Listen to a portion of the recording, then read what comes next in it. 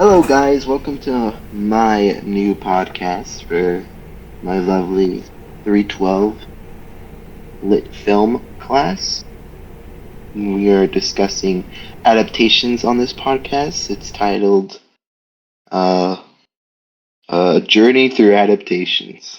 Yes, that goes into our premise where we compare, contrast adaptations. I give my thoughts on it, what I think of it, so forth and so on. If I think it's a good adaptation or not, I might decide that at the end. You'll have to wait and see. Sometimes I'll have a guest on here. Today I have a guest, my good friend Matthew. Say What's hello, up? Matthew. Hi podcast. That's him. Um, That's he's me. gonna be coming. Yeah, that's him. He's gonna be coming along with me as we discuss Pinocchio. Pinocchio, the original Pinocchio. The Adventures of Pinocchio by Carlo Collodi. Collodi, I believe is how you pronounce his name. Uh, I think it was published in. When was Pinocchio really published, Matthew? Do you know? No, I don't know. But it must have been I in just the. looked it up, and it was published in February of 1883. That was So, like my 10th guest. So, so that was a long ass time. That was a very long time ago. And we're gonna be comparing that to the adaptation from 1940s, 1940, Pinocchio by Walt Disney Animations. Second movie they ever made, I believe, after Snow White in Technicolor. that And movie's yeah, old too. that movie is old, And and there may then, be references here and oh yeah. You yeah, want and to say? then for me, I barely remember the Disney cartoon. And then I seen the Shrek one. Well, it's not really an Mm-hmm. adaptation, it's just the character. But I Yeah. do remember most of Guillermo del Toro's version in 2022, I think it was. Oscar winning Yes. movie, by the way, too. So Mm-hmm.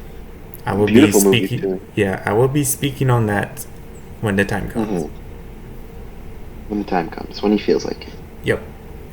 Yes. Okay. So, I figured we start this. I think I'll just go over a quick rundown of the original book by Kalani. I think that's a good way to start this. So, the original book, it was a serialized, um, it was in a serialized format. So, it came out. I think it was it every month? I don't know when it was. I don't remember when it, like how often it was published. I could check, but I'm not going to. Just know that it was serialized, so it didn't all come out all at once like a regular novel. Instead, it was published in increments, and that's why. So every chapter, um, that's why you have a lot of inconsistencies over this book, and so it was all collected because Kalani had a lot of different ideas when writing it, and he made retcons a lot. So sometimes characters will come back to life, but that's just some context on the book. It was written during, I think when Italy was in a very poor state, if I remember correctly. A lot of people were migrating out of Italy for better lives. And yeah, that's context. Now that you have that, we'll discuss the actual book. In this book, it's so different from, I think, honestly, both versions. Guillermo del Toro's and the original Disney movie. First of all, I would say this book has incredibly dark tones to it. Not necessarily like not gory or like brutal in that sense, but very like dark, fantastical situations. Situations like it really plays like those old grim fairy tales sometimes, where it's just insane stuff is happening that is like so dark for something that's written for children. This What's a specific example of that? okay.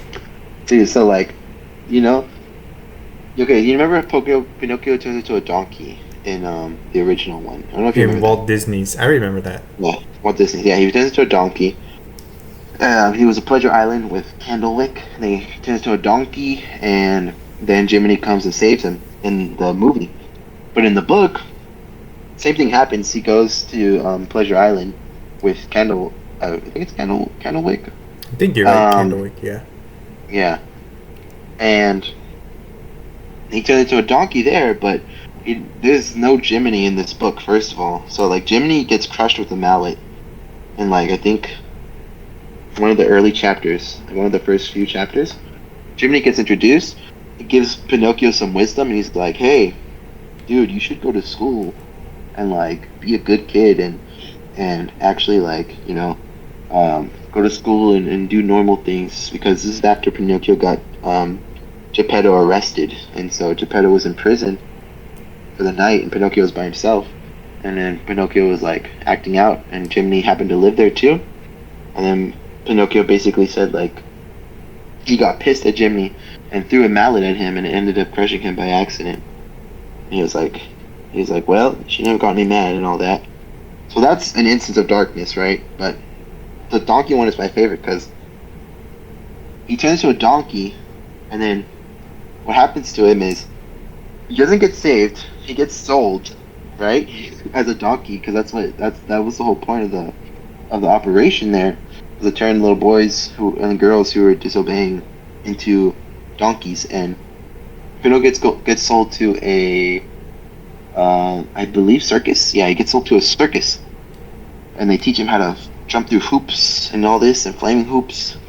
And then Pinocchio ends up hurting his foot, and he becomes a lame donkey with a limp. And so he gets sold off to a guy who is going to use his hide to turn it into a drum. So he's going to kill Pinocchio. And so he's like, but he's too he has too much of a kind heart to just like slaughter him with a knife. So he decides to like tie I think it's a rock or a brick or something heavy to Pinocchio's leg, and then put him in the ocean so he can drown, and then pull him back out. But when Pinocchio gets pulled into the ocean,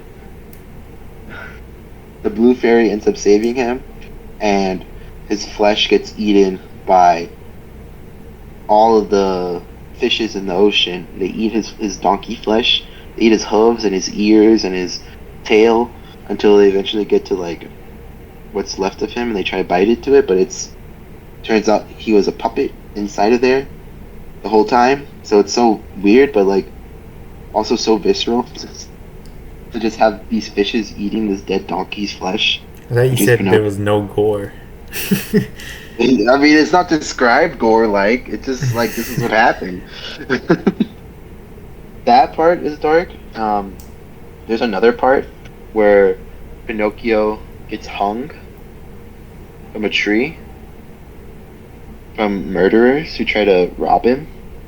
So that's a big difference from the 1940s movie too. Is I don't know if you remember because you haven't seen 1940s in a while, but there's a fox and a cat in that movie, and in that movie, in the original 1940s movie, they're like very charismatic villains. They have a whole music number talking about acting and all this, and they coerce Pinocchio to not go to school and instead go to a puppet show. But that's like their big role in the movies. They're just charismatic thieves that lead Pinocchio to the bad decisions that he does. But in the books, there is also a cat and a fox, but they are not charismatic. Well, not really. They're like vicious. They do coerce Pinocchio as well, a lot easier, but they basically lead him to do a bunch of stuff. They try to steal Pinocchio's 5 gold coins originally, by having him wander in the woods after like abandoning him at an inn and telling him to go to this place early in the morning. And he goes over there, and he is met with them in the woods, and they're wearing like cloaks so he can't tell who they are, and like masks, and they basically try to kill Pinocchio. Like they're literally described as, I believe the chapter is like Pinocchio is in the woods and runs into murderers. Like that's what the title is of the chapter. and they basically try to murder him. And when they figure out that they can't murder him because Pinocchio hid the gold in his teeth, like in his mouth, and he won't open his mouth. He opened his mouth to bite off the cat's hand, but after he bite off his hand, he didn't open it anymore. And so they decide that they'll just kill him and like hang him. And by the time in the morning when he's dead, they'll take the gold out of his corpse's mouth. But he gets saved by a blue fairy again. The blue fairy is always saving him. I mean, he low key is like almost dead by the Yeah. time she saves him. She doesn't really save him. She just tells like this guy to go cut him down after he's been hanging for a long while. And she's like, "Is he alive?" That's kind of like But Del Toro's version, where the blue fairy is like this guardian angel, and yeah, she's a guardian angel in the 1940s one. I yeah, would say though their characters, even between Del Toro's and the 1940s, are so different. Character Ye- design wise too. yeah, definitely. Like, Like Del Toro's is more like angel like, and mm-hmm. and also like she doesn't really save Pinocchio a lot. It's more so just Pinocchio has the power to just come back to life and has to like talk to death every time. Yeah, that's In very Del true. That's Toro's, very yeah, true. Like in the 1940s movie, that's a big thing I had with it when I after I finished consuming both pieces of media, is that Pinocchio. I feel like in the 1940s movie, he gets bailed out a lot, so like in the book, but he gets bailed out with almost like no consequences in the original movie, in the sense that like the blue fairy will she'll save him when he's locked up after he goes to the puppet show and he basically gets kidnapped to become an actor for I think Strode. I don't remember his name, but the puppet master guy. yeah. And and then she basically just she comes out and she's like, "Oh, okay, Pinocchio, I'll save you. You and Jiminy, I'll save you guys." And she lets him out. Or in the beginning, she just turns him into a boy for whatever reason. Um, and I feel like she like bails him out of those situations. Whereas in the original book, she also saves him, sure, and she does bail him out. But I feel like Pinocchio has to actually like live with a lot of consequences before he gets bailed out. Like the fairy was there when Pinocchio was still a donkey. She just didn't save him until Pinocchio was like literally about to die. She like lets him go through his actions because that's a big point of the book and the movie. I feel like where they differ a lot. The book Kalani is very much the book is very much telling the audience how to be a good child, you know, to your parents and all this and that, and how and why not to be a bad child, you know, what makes a good kid, what makes a bad kid. The Kalani sets very strict order in this book that he like says like you should follow. This is how you should do things. A good child goes to school. You know, it's a big one. They listen to their parents. They respect authority. And in the 1940s movie, you have none of that. I feel like you can make an argument of like I guess maybe that Pinocchio is like learning life. Like maybe they're trying to implement life lessons here and there like how he doesn't I guess doesn't really go to school, but like I feel like those life lessons are hampered because Pinocchio gets no consequences in the movie. That's what I'm trying to say, is that Pinocchio in the movie, he'll do bad decisions, but he'll never actually make the decision to do the bad thing. He comes off more as a naive child, whereas in the book Pinocchio is a horrible evil brat.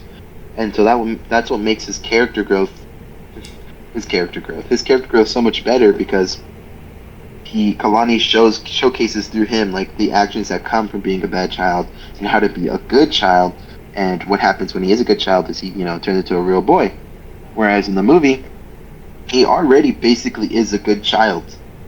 If you understand what I'm trying to say, is like he's just naive in the movie. He's very innocent and naive, and that's why he gets taken advantage of. But that does not play into the original morality that's in this book of how to behave. In the movie, it's a lot more watered down. I think maybe a big part of that could be that the the people were making it at the time, maybe because it was America and it was the 1940s, maybe they're like cautious about telling parents how to, like take care of their kids, because I feel like that's always been a big thing of like, don't tell me how to parent my kids, whenever everyone gets mad and all that. So Yeah. I think maybe that was a big part of why they didn't really lean into that at all. But it just makes Pinocchio's whole character feel more hollow, and when he turns to a real boy, less earned, because he didn't really go through anything. He gets saved. He gets saved by the Blue Fairy when he turns into when he gets locked when he gets kidnapped by the puppet master. He gets saved when he goes to Pleasure Island by Jiminy Cricket. He doesn't even turn into a real donkey. The only time he ever does anything by himself to actually like get out of there is when he saves his dad from Monstro, and in that self-sacrifice he is able to turn into a real boy. But in comparison, in the book, the way he's able to turn into a real boy is Pinocchio does save his father. Monstro's not a whale, but he's a big shark in that book. But he saves him from the monster, from the inside of the belly, and then Geppetto gets sick, and Pinocchio basically works and takes care of him, and then Pinocchio works, and then Pinocchio makes all this money to buy himself new clothes, and instead of buying himself new clothes, he hears that the great fairy, the blue fairy, is sick and in bed, and that she needs like a bunch of money, and so Pinocchio gives all the money he has to the servant of the blue fairy, and in a dream that night, the blue fairy basically rewards Pinocchio by, like, I guess being selfless in a different sense, maybe with his money, and turns him into a real boy there. But again, like what I said with Pinocchio, just Pinocchio in the book is that it feels way more earned, because like, there's something more passionate about like a gradual um like change in Pinocchio's actual self of learning how to be responsible and taking care of his father and loving his father, and like nursing him um, from a sickness, and working and trying to make money and then giving all that up for his, basically what is his pseudo mom in the book, the Blue Fairy. And there's something more I feel important of like a lesson, which I guess it all goes back to being teaching lessons, in the book, compared to him just having to sacrifice and and quote unquote and die for the blue fairy just to bring him back to life and turn him into a real boy. So Yeah. would you say that's um, like in terms of the book and movie, like would you say like maybe a movie adaptation, like because they have like a more limited time to tell the story, and also like maybe want to like more focus on the cinematic aspect, that they just kind of lack the like character development that was there in the original book?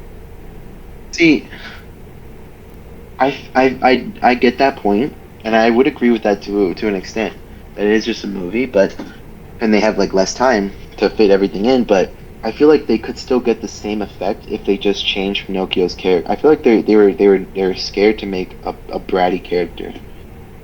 You know what I mean? Mm-hmm. Like they were Yeah. scared to have their main character be a brat, because if they at least give him something, in the movie Pinocchio, like at least like don't make him at least like, because here's a big thing: Pinocchio in the movie feels hollow. He doesn't have really a character beyond just he's just innocent and that's it. He doesn't change in any way. He's already a good boy, you know.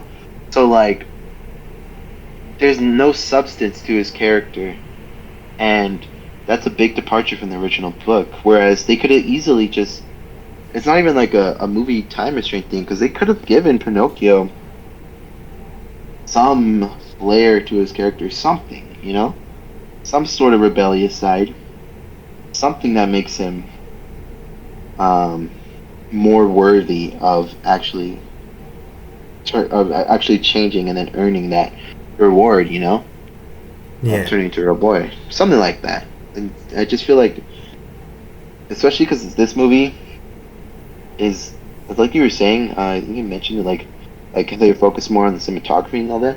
But like, and specifically with this one, like they were focused more so on the artistry. Like I would describe this movie as a spectacle. Yeah. Um, because if you look at it, it's really really pretty. Yeah, it's like super With well animated. It's very well It's got animated. I tons of mean, it's got music. Like it's Disney movie. It's 2D animation. It has really pretty music. It has the once yeah, upon a star. and you also got to think too. Like movies in the 1940s were probably more of like a like I guess how do I say this, like a higher class activity, probably like more higher class people may have like seen this movie more, which is why they, Maybe, yeah, I believe so. I could be wrong on that, but but like, yeah, if you watch it, I mean, also like, it's their second ever animated movie. So like, it makes sense why they would try to show off their skills their of their artistry. skills. Yeah. Yeah, their artistry and making the movie look amazing and beautiful. But I think adaptation wise, what makes Pinocchio Pinocchio that didn't really transfer over, even with the credible artistry. Like that's not integral to the Pinocchio story that Kalani crafted. Um, like you need that aspect of Pinocchio being a brat. You need and I don't think you need the darkness per se of the punishments, but you need consequences to the punishments. Consequences to bad actions, I believe, to really get something across. I don't think you need them maybe to be as dark as they are. I think having them as dark as they are makes it impactful. Makes it more impactful, Yeah. because there's consequences to his bad decisions. But I mean, like, I don't think you would need it to be that crazy to just look at your point across. But there's none of that. Is what I'm trying to say in the original 1940s animated movie. There's none of that. The only things I can 100% say carry over from this book to the movie. There's a Geppetto character, there's a Pinocchio character, and there is a Blue Fairy character. There is um there is a scene where Pinocchio there's Pleasure Island and that whole scene where Pinocchio gets turned into a donkey. They finish in different ways, but it's still there. He does go to Pleasure Island in both medias. He um what else happened? They both get swallowed By by Monstro. Monstro, yeah, and they both have to get out of the belly with their father, Geppetto. And Pinocchio does turn into a real boy at the end of both stories. But that's it, I think. Besides that, there's not really much other crossover. There's a lot more extra content in the book, like you said. Movie versus book, short and adaptation. But you have to sacrifice scenes and all that. But they sacrificed the wrong scenes and sort of just twisted it into their own story. Like in the book, Geppetto is horribly poor. Pinocchio wears I believe he wears like some crazy stuff, like a bread hat or something, and his coat is like paper thin. It's like made out of paper. And I see. Geppetto lives in like a little hut, like underneath a stairway.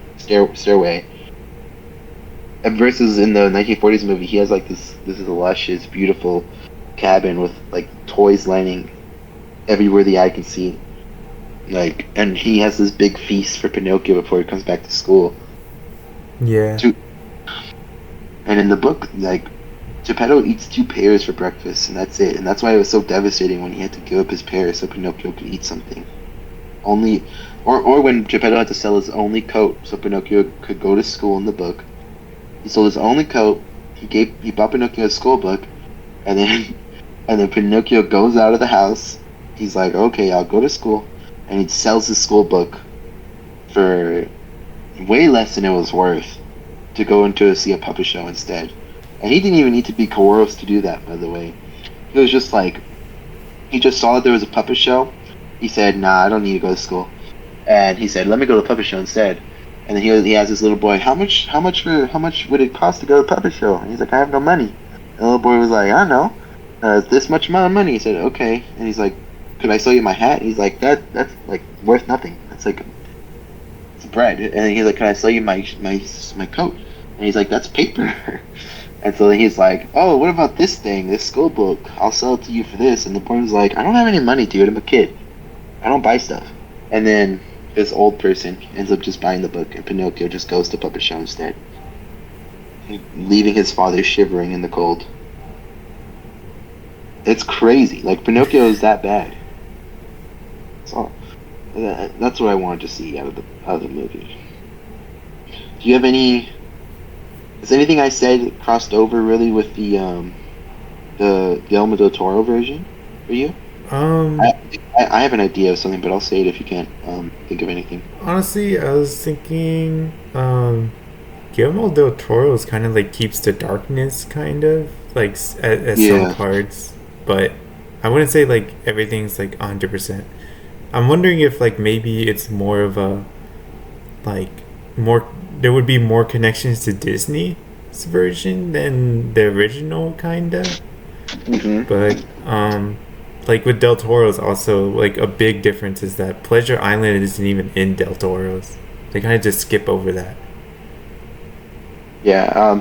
We were talking about it in class actually, and Pleasure Island is it's not mentioned as Pleasure Island, but when he like goes to the fortress with They at the fascist camp.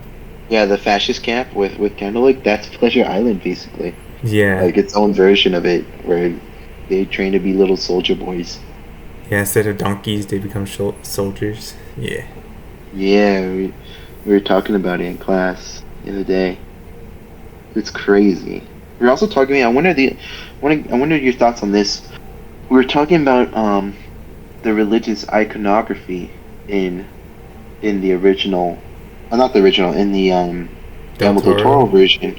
Yeah, like you remember how like there's the whole wooden um Jesus sculpture that Yeah, yeah. At the Toto beginning of the makes. movie. Yeah, at the beginning of the movie, like he makes that whole thing, and that's the whole reason the kid kind of dies because he's in the church and he has to go back for his perfect Yeah, acorn. yeah, Yeah, there's a lot of religious iconography in there. Even like you were saying about the blue fairy being like an angel. yeah, yeah. There's a lot of Why do you think so? Why do you think that is in there? um. It's probably just probably like Del Toro's kind of creative vision, really. I think it's like it taps in more to like the artistry, right, and like the story he wants to tell. Yeah, yeah. I was saying that. I was talking to a friend about that in Del Toro's other movies. He I feel like he always uses a lot of religious themes or religion makes its way into his story some way or another. Like even not just images or themes or whatever. Like in the Devil's Backbone. Well, first of Mm-hmm. all, it has like the Devil's name in the movie. You know, Yeah, El Diablo es Espina or something like that in Spanish, and like that has the the devil is really in there, and I believe there's a church in that movie, I think, but if not, there's still religious themes with the devil yeah, and all this and that. And a little ghost boy. And then I think there's some in Pan's Labyrinth too. But like, yeah, I think that's just how Del Toro. That's how he rock and rolls. yeah. That's He the just likes the story he way wants to show, and like the imagery he wants to play with in his movies. that, and he really likes making movies about war. Yeah, Like, especially yeah, Pinocchio has like, or his Pinocchio has a lot of um, like World War, like original World War undertones throughout the whole movie, talking about like bombs and stuff. Like his son dies to a bomb in the beginning of the movie. right, and Yeah, Pan's Labyrinth also I think takes place during a war. yeah, I think it's so. I want to say the And, Spanish. and Spanish. Pacific Rim has to do with alien wars. No, I think it's Nazis. It's Nazis. No, not specific group in Pan's Labyrinth. Not Nazi aliens, Pacific Rim. I mean, And kind then of. in kind of in Alright, Pinocchio, Devil's Pinocchio, Backbone. Wait, Pinocchio. wait, one last one. In Devil's Backbone too, it's the Spanish War, and that's why there's the big bomb that's dropped down there. Yeah. That's pretty interesting crossovers here. There's no war in this book, I don't believe. I don't think so. More so just like Because when it was written, there wasn't even a war going on, right? Or at least like a yeah, world war. 1880, 1880s. So no, I don't think so. There was Yeah. economic strife, I'm but sure there was a war somewhere, but I'm more so referring to like a huge war, like everyone was involved in, like a world war, like the other Pinocchio's cover, or his yeah. movies do. Yeah. Yeah, that's also interesting. The original Pinocchio movie was made after World War One and very very close to when World War Two started. Or actually, I think World War Two had already started. When did World War Two start? 1938. 1939. Okay, 9. So World War Two had already started by the time the movie came out. Yeah. That's interesting. The both most famous adaptation, two most famous adaptations, take place, or either when the war was coming out, or are about a war. Yeah. Interesting. I think I've talked about most about books and the movie, most things I have to think about. I mean, I couldn't. I'll mention a few more before I wrap this up. I'll mention a few more differences, and then me and you can decide whether it was a good adaptation or not. All right. And that'll be fun. Okay. And you could decide too for Del Toro's movie. Yeah. Okay. So few more differences between this original movie, 1940s movie, and the book. In the book, I mentioned earlier how in the movie Pinocchio gets basically kidnapped by the puppet master guy because he's going to use him as an apple guy and he's evil. In the book, the puppet master guy is also kind of a bad guy for a little bit. He threatens to use Pinocchio as firewood, which he does in the movie too. And then once Pinocchio gets out of that whole situation, he threatens to use Pinocchio's new wooden marionette friend as a firewood. And then once Pinocchio tells him basically like Pinocchio basically makes him feel enough sympathy for him that the puppet master is just like whatever. And he's like fine, okay, I won't do anything evil. And he's like, you know what? Who's your father? And Pinocchio's like, my dad's Geppetto. And he's like, what does your dad do? And he's like, my dad does poor because he's poor. That's his job. He's only he's poor. And so it's way funnier in the book than me saying it. I see. But he then decides to give Pinocchio those 5 gold coins I was talking about to give to his pops. So like he ends up being like a really good, not a really good guy, but a sympathetic guy who isn't trying to kidnap Pinocchio and just tells him to just leave until Pinocchio runs into the wolf, not the wolf, the fox and the cat. So that's a big difference. Kind of, they made like I guess they just wanted more like big old bad guys that they could use in the movie compared to the book. Kind of like a more cinematic, more cinematic feel, like absolute villains that the audience could root against.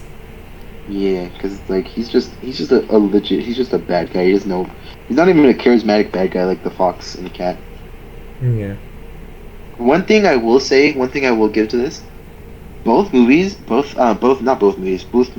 the original book and then the 1940s movie, they are both pretty funny. I will say that I feel like humor is something that carried over pretty well between the original and the remake. Like in the original, I already said like there's just funny jokes placed randomly where Pinocchio, like there's a judge who wears glasses but with Mm-hmm. no actual glasses, no actual glass in the eyeglasses. He just wears them to like look sophisticated. And that fool sentenced Pinocchio to like 4 months in prison because Pinocchio tells him that Pinocchio's like, I got robbed. And then the guy's like, no way, like that's crazy. Who did it? And he's like, it was the cat and the fox. They stole my money. And he's like, wow. He's like, can't believe that happened. And then he's like, I sentenced you to 4 months in prison, Pinocchio. And then Pinocchio gets locked in prison. It's crazy. Versus like, and then in the movie, there's also really funny scenes. Like, my favorite joke is with Jiminy when Pinocchio becomes an actor at the puppet show, Puppet Master, because he does his first job acting up there, and Jiminy's trying to save him and tell him, hey, no, don't do this, come back. But then Pinocchio's like too lost in the sauce of the crowd and is like enjoying himself in the fame. And then and then Jiminy gets like dejected, and he's like, what does an actor need a conscience for, anyways? And walks away. And then there's also that one scene where Pinocchio takes a big old drag out of his cigar Oh and he's yeah. like drinking alcohol. That's those scenes are so funny. I love that. So I would say humor is actually one thing that was adapted pretty well, like carried over from the original source. Um, I will say also, I don't think the movie is all bad. I really like the stuff they're able to use, to their advantage because of the medium they're in. So, like we were talking about, because it's a movie, it's a visual medium in comparison to the book, which is a. I mean, you can make an argument. It's also kind of visual medium, but like imagination-wise, you have to read. That uses your eyes, but with the movie, it it's it gets to play with color, moving images. Like we were Voice talking about, acting. yeah, voice acting. It's a spectacle. The animation is amazing. The voice acting is pretty good. Pinocchio is a really cute kid. Jiminy Cricket, awesome voice, great singing voice too. Um, and then you have the music as well, to play into with the movie where you don't have that in a book. And the music is iconic, like when you wish upon a star, and well, the music is good. It has one iconic song. It's not the best Disney music It's ever not the heard. go. It's not Not the Frozen. go. Okay. Yeah, it's not Frozen. It's not Let It Go. But it has some good stuff in it. And what other advantages do you get from being a movie? Music, animation. Uh, you have the storytelling without needing acting. You know what I mean? Like being able to gain knowledge from a scene without having to like get told information directly, like in a book. Like Pinocchio has a lot of expression to that movie. Is what I'm trying to say.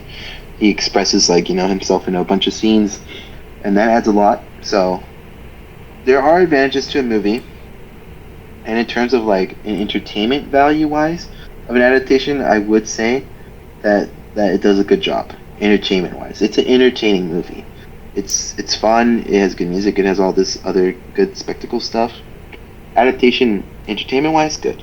Adaptation, um, story Story wise, wise. content wise, of the actual Pinocchio mythos, I would not say is good. It keeps the ritualistic aspects. This is me, by the way.